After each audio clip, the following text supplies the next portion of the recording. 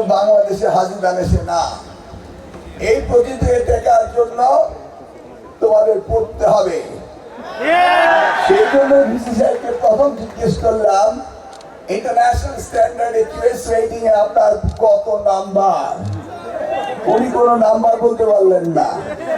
Number বানাতে হলে ওনাকে শিক্ষকদের কাজ করতে হবে। নাম্বার যদি হতে হয় কিউএস রেটিং এ আন্তর্জাতিক পর্যায়ে, তাহলে তোমাদের পড়াশোনা করতে হবে, তাই না? প্রথমে হলো আমাদের পড়তে হবে, পড়াশোনা করতে হবে, শিক্ষকদের পড়াতে হবে। সেই জায়গায় যদি আমার শিক্ষক নিয়োগে কোনো দুর্বলতা থেকে থাকে, আর আমি মন্ত্রী আর আমার দলীয় এবং বিরোধী দলের এমপি সাহেব যদি সকলে মিলে রাজনীতি করেন, তাহলে তো শিক্ষার পরিবেশ আসবে না, আসবে। আমরা সকলে চাই একটি জিনিস, সেটি হলো আগামীর বাংলাদেশ। কে বলেছেন? আমাদের মাননীয় প্রধানমন্ত্রী, তিনি বলেছেন আগামীর বাংলাদেশ গড়তে হবে। এটাই তো একটি মাত্র উদ্দেশ্য। এই আগামীর বাংলাদেশ গড়ার কারিগর হচ্ছেন শিক্ষকরা আর তোমরা, নাকি? আমরা যদি বিশ্বায়নের যুগে প্রতিযোগিতার দিকে না থাকতে পারি, তাহলে আমাদের ভবিষ্যৎ অন্ধকার। পৃথিবীতে বাংলাদেশ একটি উল্লেখযোগ্য দেশ, যে দেশে জনসংখ্যা বেড়েই চলছে, নাকি? উন্নত বিশ্বের জনসংখ্যা কমেই চলছে। More than 30 nations, developed nations, more people are dying, less people are taking birth.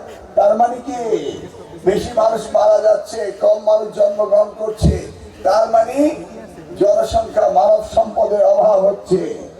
R Bangladesh, more people are taking birth, less people are dying. It means population's booming, নাকি? We are highly densely populated country in the world. এটাকে কি আমরা অভিশাপ হিসেবে নেব? কি বেশি জনসংখ্যা, ছোট্ট দেশ, রিসোর্সের অভাব, তাহলে আমরা কি এটাকে কি অভিশাপ হিসেবে নেব? কি হিসাবে নেব? আশীর্বাদ হিসাবে নেব। কারণ অন্যের যেটা অভাব রয়েছে, আমাদের সেটা আল্লাহ রাব্বুল আলামিন আশরাফুল মাখলুকাত হিসেবে অপ্রতুল আমাদের দিয়েছেন। আল্লাহর রহমত রয়েছে আমাদের। জাপানি একটা ইউনিভার্সিটি করলে এতগুলি ছাত্রছাত্রী পাওয়া যেত? আমেরিকায় এতগুলি ছাত্রছাত্রী পাওয়া যায়? সাউথ কোরিয়াতে পাওয়া যায়? পৃথিবীর উন্নত দেশে পাওয়া যায় না। আমাদের এখানে ছাত্রছাত্রীর অভাব নেই। তাহলে আমরা যদি সঠিকভাবে এই বিশ্বায়নের যুগে আমাদের ছাত্রছাত্রীকে সেইভাবে তৈরি করি, তাহলে বাংলাদেশ হবে পৃথিবীর 1 নম্বর মানব সম্পদে ভরপুর দেশ, তাই না?